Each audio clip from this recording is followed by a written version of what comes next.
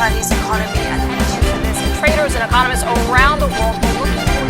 Terjaga di tengah resiko penambatan ekonomi global.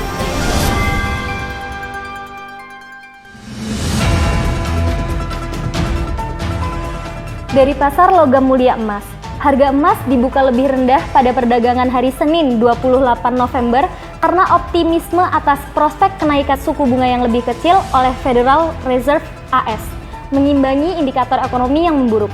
Selain itu, masalah virus di Tiongkok meningkat dan bergabung dengan protes terhadap kebijakan nol COVID pemerintah akan semakin memperkuat pesimisme pasar, tidak mampu memberikan dorongan kenaikan terhadap harga emas.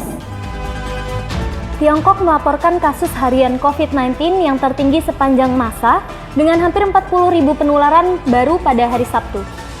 Negara-negara ini menggunakan kebijakan ketat untuk membatasi penyebaran virus, tetapi hasilnya sejauh ini belum positif. Sebaliknya, kebakaran mematikan di sebuah gedung diduga terkait dengan tindakan karantina ketat yang disebabkan virus dan mengakibatkan protes massal di Beijing dan Shanghai.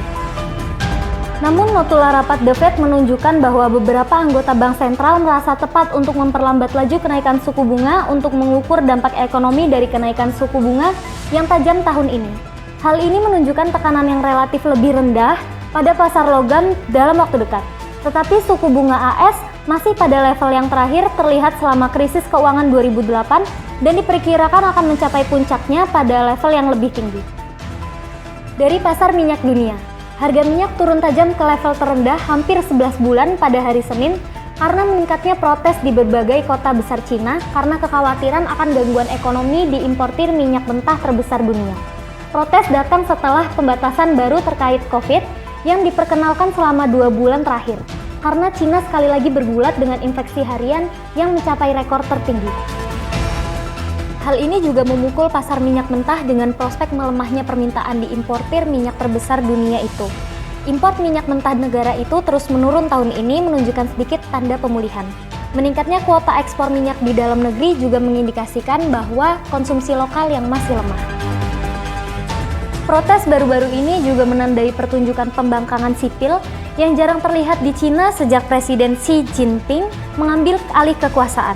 Komitmen pemerintahan terhadap kebijakan nol COVID yang ketat membuat pertumbuhan ekonomi terhenti tahun ini.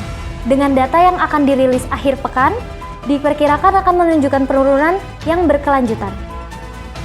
Harga minyak mentah juga berada di bawah tekanan dari importir utama Cina dan India yang membeli minyak mentah dengan potongan besar dari Rusia.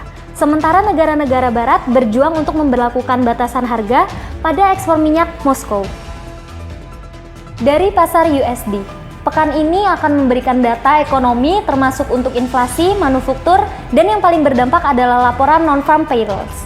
Mengingat bahwa data penting dalam konteks kebijakan moneter, seringkali pembicaraan Fed berpotensi menggerakkan pasar. Di antaranya adalah Ketua Federal Reserve Jerome Powell yang akan menyampaikan pandangan tentang prospek ekonomi dan pasar tenaga kerja di Brookings Institution pada hari Rabu.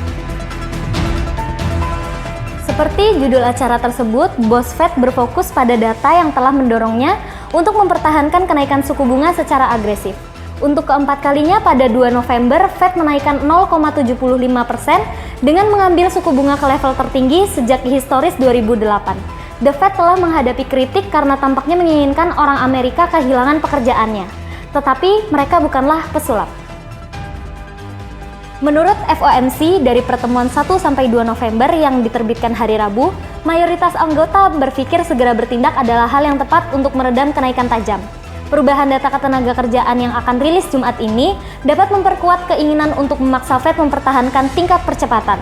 Saat ini analisis memperkirakan hanya kenaikan setengah poin persentase pada pertemuan Fed berikutnya di 13-14 Desember.